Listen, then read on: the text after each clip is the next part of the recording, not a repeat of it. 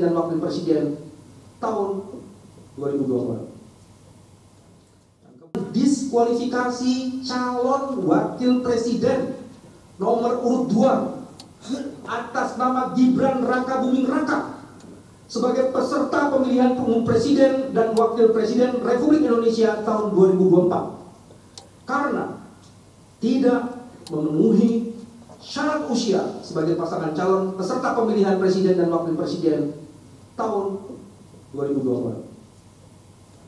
Yang keempat, terakhir berkaitan dengan siapapun yang ada di ruang sidang ini sebaiknya tidak menggunakan handphone. Tadi majelis melihat masih banyak kuasa hukum yang bermain handphone, tapi karena kami masih menjaga dan ini persidangan pertama, saya kira masih bisa dipahami itu.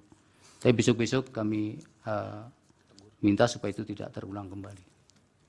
Kemudian kalau ada hal-hal lain yang tadi berbeda, syarat usia sebagai pasangan calon peserta pemilihan Presiden dan Wakil Presiden tahun 2024. Yang keempat, menyatakan batal. Saya Agin Fridianto. Saksikan terus program-program Kompas TV melalui siaran digital, pay TV, dan media streaming lain.